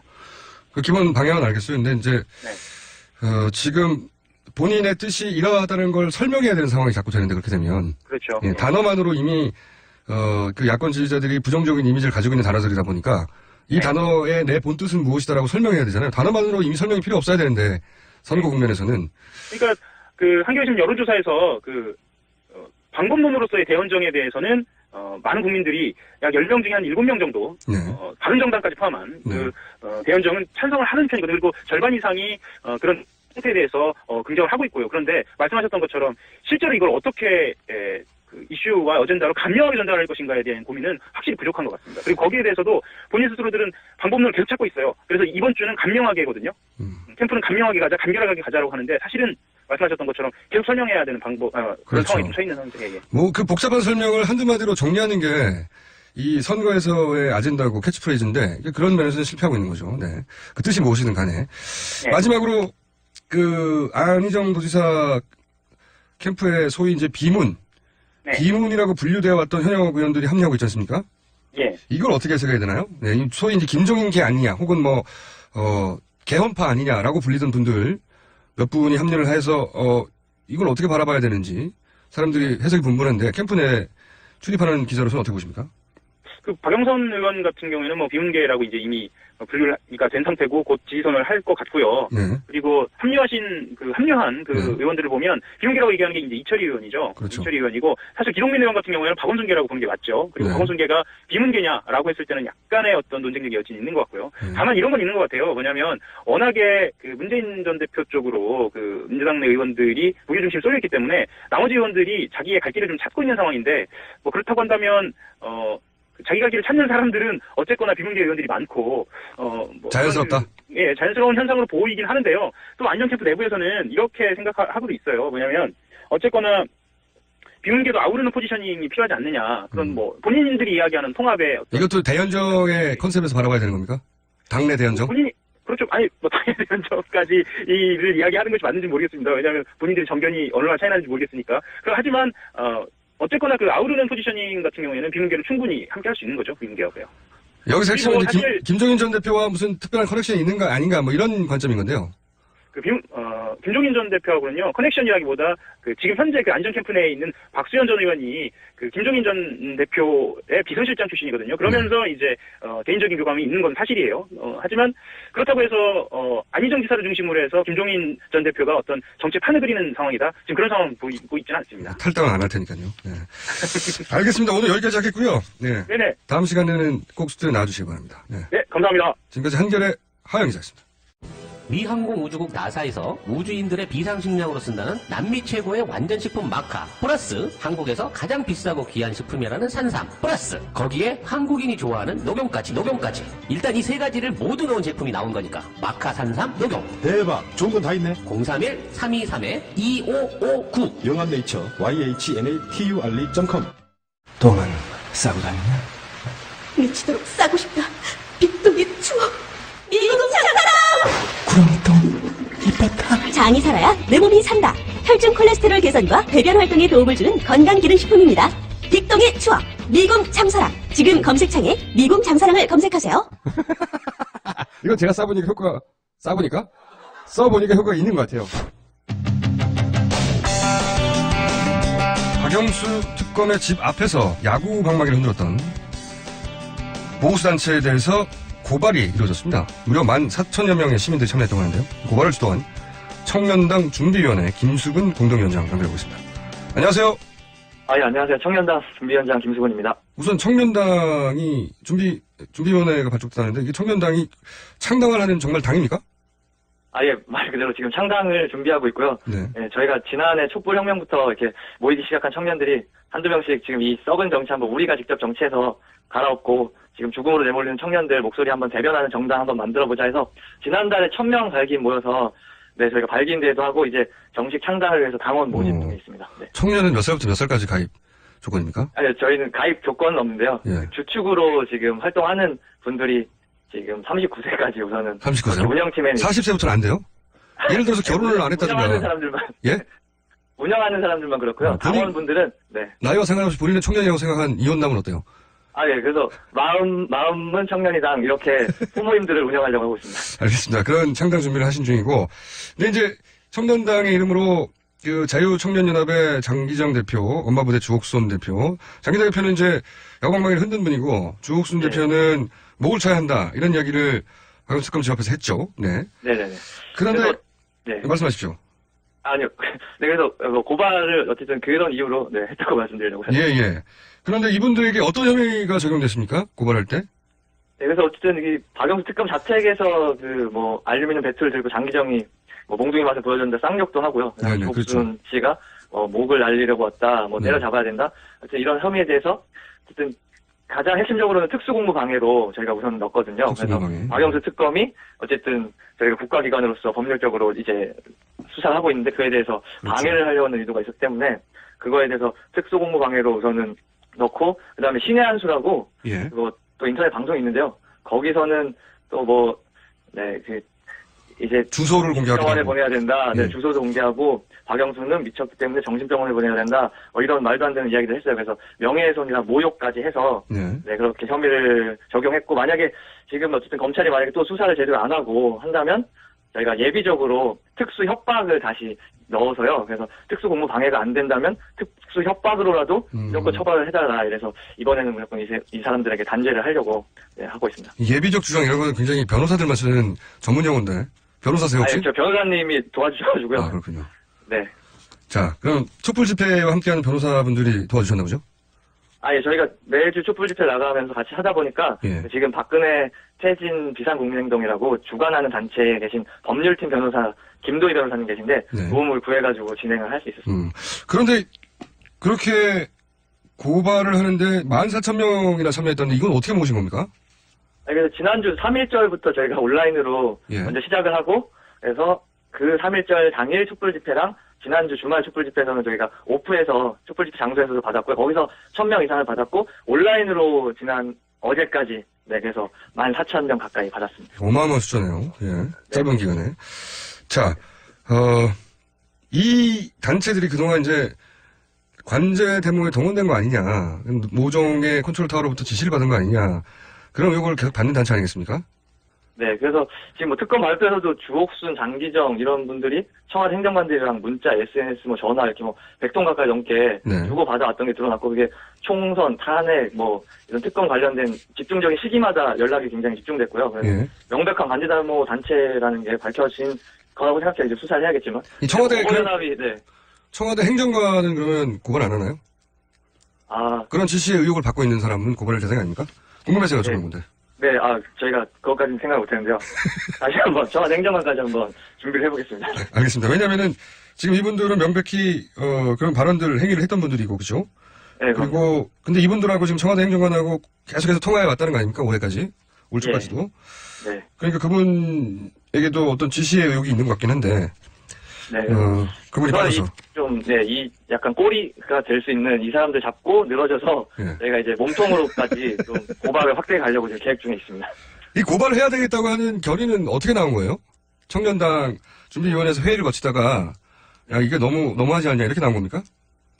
네, 그래서 지금 어쨌든 저희가 계속 탄핵 국면에서도 태극기 집회니 어버이연합 엄마 부대니 거기에 무슨 애국자가 어디 있고 엄마가 아들 걱정하는 엄마가 어디 있습니까? 근데 이제 자유청년연합이라는 데서 청년 이름을 들먹이면서 또 이런 말도 안 되는 테러 행위를 하고 몽둥이 들고 나오는데 그에 대해서 경찰이 원래 먼저 움직여서 신병보호를 하고 했어야 되는데 그렇죠. 재판관이나 특검에서 그렇게 공포스러워서 신병을 요청했는데 그것도 늦장으로 며칠 있다가 나타나고 이런 상황을 보면서 이게 확실히 지금 뭔가 문제가 있다. 우리가 이 사람들 이런 범죄 테러에 대해서는 확실히 죄를 물어야겠다 싶어가지고 청년 이름을 더럽히는 자들에 대해서 좀 청년당으로서 한번 고발해보자 하겠습니다. 네. 자유청년연합에서 이런 소위 백색 테러에 해당될 행위를 하니까 청년당으로서 가만히 있을 수 없지 않느냐 이런 중재가 모아졌군요. 이해했습니다. 그렇게 말씀하시니까 이해가 딱 가네요. 자, 이제 탄핵 심판 선고도 길어야 일주일 이내에 결론이 날 것 같은데 앞으로 청년당은 어떤 활동을 할 예정인가요? 여기까지 제가 오늘 인터뷰 끝내야 될 것 같은데. 네네. 우선은 저희가 지금 한번 고발을 했는데요. 지금 이분들뿐만 아니라 저희가 촛불 집회 항상 가는데 시민들이 폭행당하고 기자분들 계속 공포가 좀 조장이 많이 되거든요. 그래서 그렇게 피해 당한 백색 테러 이런 제보를 받아서 그런 백색 테러의 전쟁을 좀 선포해서 아예 뿌리를 뽑아 나가려고 하고 그래서 저한테도 지금 빨갱이 새끼 어디냐 밟아주겠다 이렇게 개인적으로 협박도 오거든요. 그러니까 이런 모든 것들을 다 좀 이번에 청산할 수 있게 하려고 하고 헌재에서도 이제 탄핵 앞두고 굉장히 긴장이 고조되고 할 것 같은데 저희가 청년당이 좀 가서 재판관도 보호하고 만약에 또 태극기 집회나 이런 백색 테러를 하려는 자들이 있으면 너도 고소하겠다 이렇게 하면서 좀 저희가 안정적인 인용이나 이 판결을 좀 보장하려고 좀 활동을 하려고 계획하고 있습니다. 네, 다른 활동도 응원하고요. 다만 재판관을 보호하는 것은 경찰에게 맡겨주시기 바랍니다. 네. 알겠습니다. 오늘 말씀 감사하고요.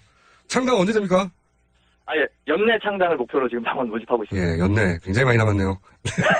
네, 대선까지는 저희가 좀 촛불혁명의 완수를 위해서 좀 싸워나가려고 합니다. 대선 이후에 창당할 계획이시군요. 예. 네, 알겠습니다. 창당 준비가 어느 정도 되면 윤곽이 나오면 저희가 또 한번 연결해 볼게요. 앞으로 고맙습니다. 앞으로 이런 고발은 이분들로 끝나는 게 아니라 앞으로도 계속하겠다는 말씀이신 거죠? 네. 예, 계속해 나가려고. 그리고 그게 청년당으로 끝나는 게 아니라 앞으로 이렇게 모아서 고발 참여인원들을 시민들과 함께 고발하겠다는 거고요. 예. 예, 그래서 같이 연대할 분들도 퇴진행동 쪽에서도 지금 같이 고민도 하고 계셔서 저희가 같이 할 단체나 이런 시민들이랑 좀 더 완전히 뿌리 뽑을 때까지 한번 싸워나가도록 하겠습니다. 알겠습니다. 네, 고발이 늘어날 때마다 저희가 연결해 볼게요. 예. 자, 오늘 말씀 감사합니다. 네, 고맙습니다. 지금까지 청년당 준비위원회 김수근 공동위원장이었습니다.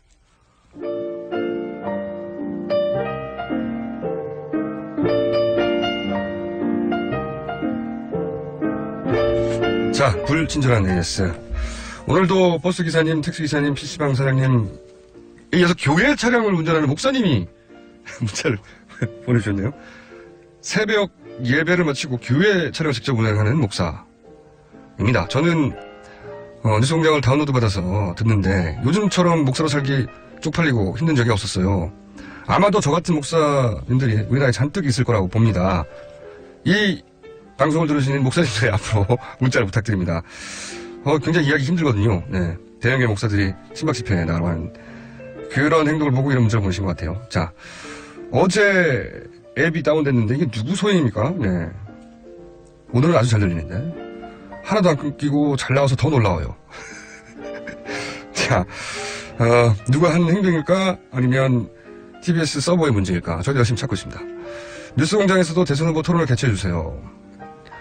예, 탄핵 국면 지나고 나서 후보들이 어느 정도 윤곽이 나오면 당연히 저희가 진행할 것이고, 네, 재미는 제가 보장해드립니다. 자, 서울교통방송 너무 고맙습니다. 여기는 부산입니다. 이건 그래도 나아요. 서울교통방송 잘 듣고 있습니다. 여기는 토론토입니다. 이것도 많고요. 여기까지 하겠습니다. 감사합니다.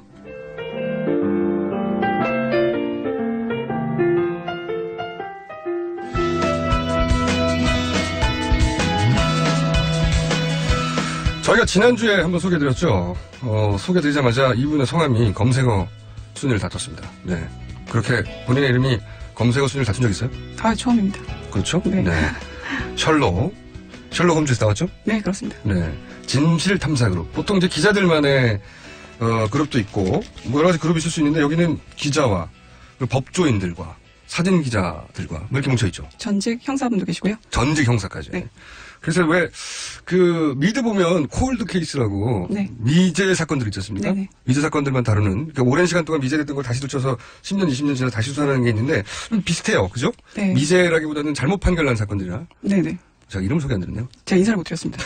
진실탐사그룹의 이명성 기자입니다. 네, 오늘도 나오셨어요. 지난 시간에 이제 내가 왜 종편을 떠났는가 하는 얘기로 저희가 만났고 셜록 아직도 모르시는 분들 있을 테니까 그런 진실탐사 그룹이 있습니다. 네, 그래서 이분들끼리 형사도 있고 뭐 변호사도 있고 기자도 있고 사진기자도 있고 모여가지고 이분들끼리 잘못 판결난 사건 네, 그것들을 주로 다시 취재해서 재판에 올리는. 네. 재심이 굉장히 어렵거든요. 사법부가 3심 제도에 대해서 판결 내렸는데 네. 이걸 다시 법원에서 받아들이는 거를 거의 안 합니다. 그렇죠. 네. 재심 결정 자체가 힘듭니다. 네, 거의 안 하는데 벌써 재심 판결을 받아내는 것도 있고요, 사건들이. 네. 네.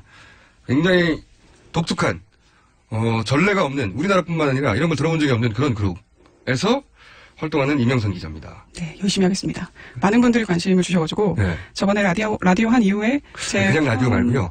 뉴스공장에 나온 이유로 꼭 추가서 말씀하셔야죠. 네. 뉴스공장 나온 이후에 제 그 스토리 펀딩에 올라온 기획이 성공을 했습니다. 단방울에. 네, 집으로 돌아가는 길에. 집으로 돌아가는 길에? 네.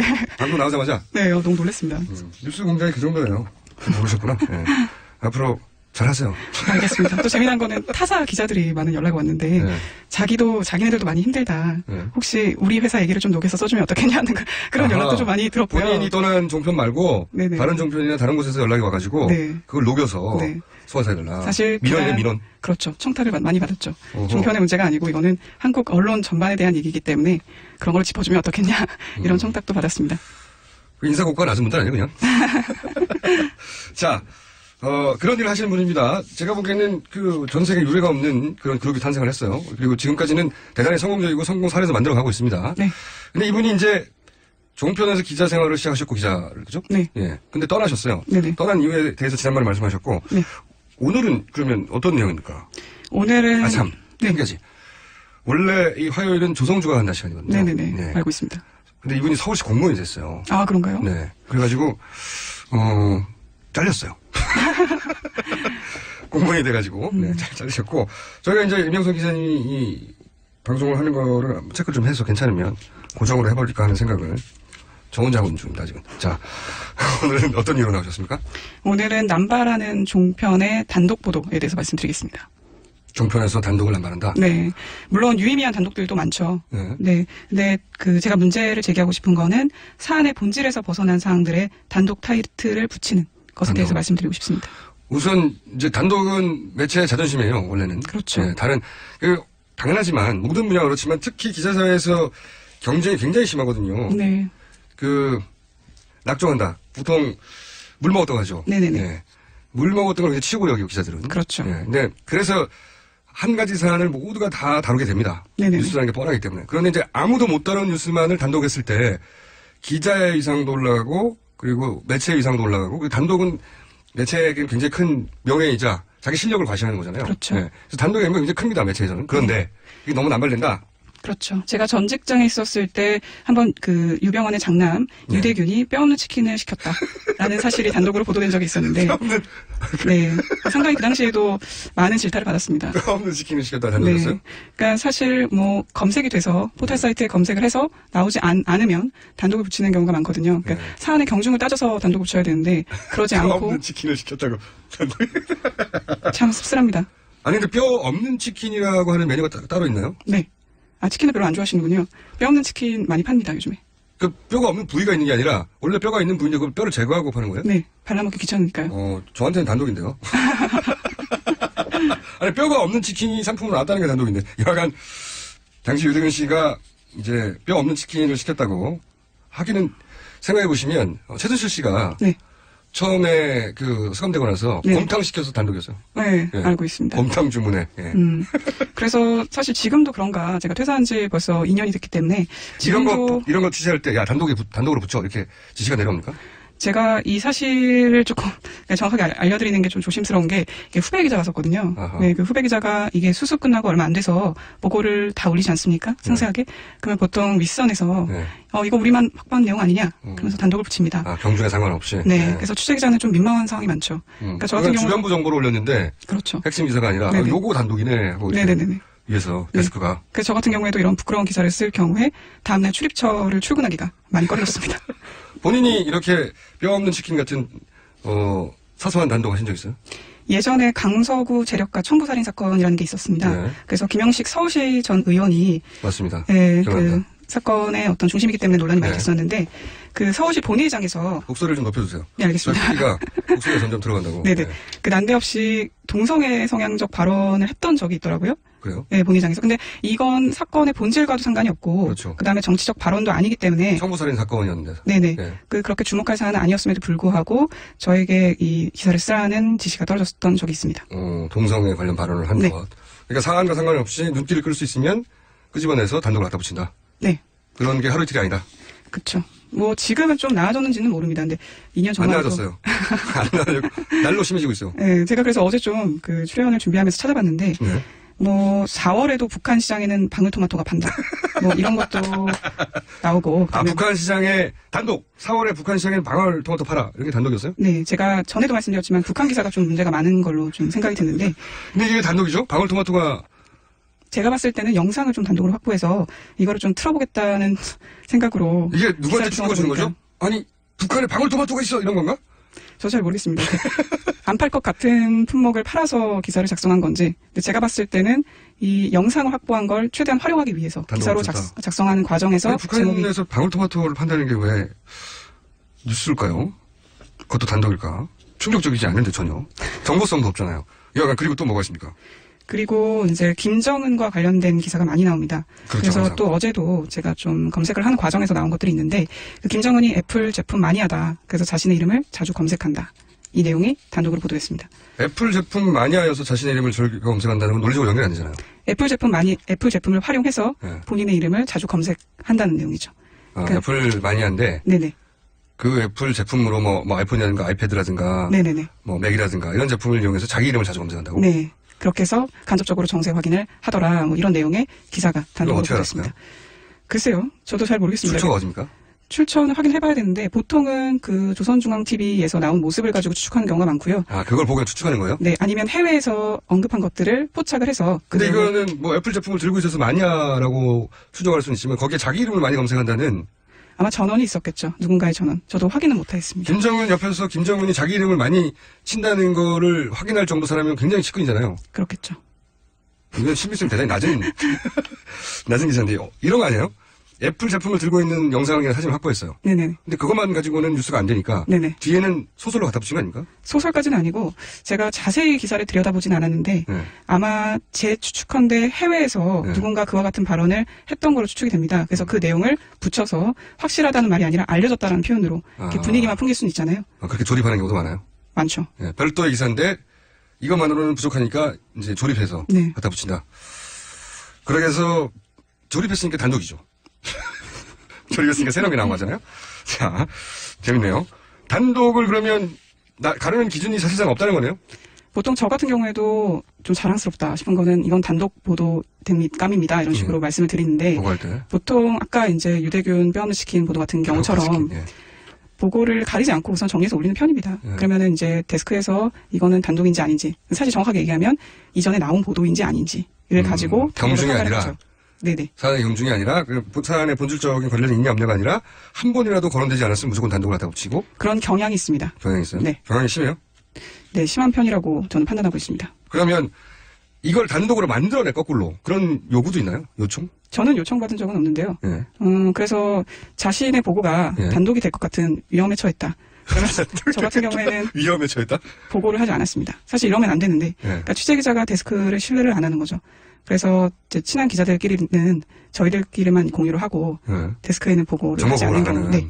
예를 들면 어떤 사건이 있어요? 지금 글쎄요. 이제 이미 퇴사하셨으니까 공개해보세요. 딱히 기억이 나는 것들은 없지만 그 세월호 취재를 했을 때 유가족들 관련된 어떤 정황 같은 걸 취재를 보고 지시를 받았었는데 민감한 것들은 확인되지 않으면 보고하지 않았습니다. 네. 단독 거리가 될 수 있지만 이렇게 악용될 소지가 많아서. 네네네. 제 개인적인 의견. 틀림없이 이것은 종편의 정치적 편향에 맞춰서 악용될 소지가 있다. 그러면 아예 취재한 내용이긴 하고 단독 타이틀을 붙일 수 있지만 또 그렇게 될 것 같아서 안 하는. 네. 그거 이해갑니다. 그리고 이거 진짜 단독 아닌데. 그러니까 네네. 단독 아닌데 이거 단독으로 붙여 이런 것도 있나요? 그런 경우 많죠. 그러니까 그래서 어떤 타사에서 단독 보도가 됐는데 이미 됐는데 어디서 인터뷰만 하나 받아서 인터뷰를 한 줄을 넣습니다. 그리고 단독 보도입니다 이렇게 내보내는 경우에는 도대체 뭐가 단독인지를 모르는 경우가 많거든요. 구체적으로 예를 들어보세요. 구체적인 예는 딱 부러지게 기억이 나진 않지만 그런 사실이 기억을 다 한 다음에 나와주세요 앞으로는. 알겠습니다. 대본에 없는 내용을 자꾸 여쭤보셔서 저는 구체적인 게 궁금하거든요 항상. 그래서 저희는 그거를 한 줄 단독이라고 많이 부르는데요. 그래서 이미 나와 있는 내용에 그 줄기랑은 상관없지만 곁다리의 내용을 추가해서 이미 보도됐는데 네네. 그 내용 관련해서 딱 한 줄만 더 추가하는. 그렇죠. 보통은 인터뷰입니다. 기사가 나왔는데 그 당사자한테 전화를 해보는군요. 네네. 네, 기사를 보셨습니까? 네, 봤습니다. 어떻게 생각하십니까? 그렇죠. 뚝. 보통은 뚝 끊어버리는데 그럴 경우에도 더 이상 언급하지 않았다. 뭐. 그렇죠. 그렇게 단독을 만든다. 네네. 그리고 본인이 이제 김수창 전 제주지검장 관련해서 보도하면서 기자로서 회한이 있었다면서 그 내용이 뭐예요? 그 예전에 김수찬 전 제주지검장이 길거리 음란 행위를 해서 논란이 됐던 적이 있습니다. 네. 근데 그때 이제 저를 포함해서 2명이 그 취재기자 2명이 제주도로 가서 그 음란행위 CCTV를 찾은 적이 있습니다. 사실 그것도 좀 회의가 컸었거든요. 과연 그만한 사안인가? 그 음란행위 CCTV를 찾는 게 과연 유의미한가? 어차피 방송에서 나올 수가 없지 않습니까? 근데 그때 여러 가지 CCTV를 확보하긴 했습니다. 음란행위가 찍힌 건 아니고 뭐 식당에 간다거나 엘리베이터를 탄다거나 근데 그런 내용에도 단독을 붙여서 식당 단독 식당에서 밥을 먹더라. 그래서 경로라고 할까요? 그 당시에 이제 사건이 있었던 이동 경로. 네, 그거를 단독으로 내보낸 거죠. 무의미한 거죠. 무의미하지만 영상이 확보됐으니까 단독으로 붙여내보는. 네네네. 자, 이게 이제 아까 말씀하셨잖아요. 이게 비록 뭐 종편이 아무래도 경쟁이 심해서 눈에 많이 띄긴 하지만 종편만의 문제가 아니다. 단독 방송은. 제가 최근에 주목해서 보는 거는 그 국가기관통신사 연합뉴스인데 연합뉴스에서도 지금 이와 같은 일들이 많이 벌어지고 있기 때문에 많이 좀 안타까운 상황입니다. 뭐 예를 들어 생선은 건강식이다. 뭐 이런 것도 단독이 붙고 그다음에 뭐 생선 건강식이다. 마트에서 모로코 문어가 50% 가격으로 팔더라, 절반 가격으로 팔더라, 뭐 이런 내용에도 단독이 붙기 때문에 단독이 사라진 경우 있어요, 정반대로. 이건 단독 맞는데 이 매체의 정치적 편향 때문에 아예 사라져버렸다. 30초 남았는데 짧게. 그런 얘기는 좀 들어본 적이 없고요. 그러니까 최대한 단독으로 포장을 해서 보도를 해야 사실상 포털 사이트에 비슷한 내용이 많으니까 그렇게 해서라도 눈에 띄고 클릭이 유도가 되면 최대한 단독을 활용하려는 경향이 강하죠. 알겠습니다. 자, 종편만의 문제는 아닌데 종편에서 유난히 두드러지는 문제점에 대해서 오늘 짚어봤고요. 앞으로도 저희가 이 문제를 계속 이 진실탐사그룹 셜록의 이명선 기자와 계속 짚어볼 생각입니다. 오늘 와서 감사합니다. 네, 감사합니다. 지금까지 김어준이었습니다. 네, 내일 다시 뵙겠습니다. 안녕.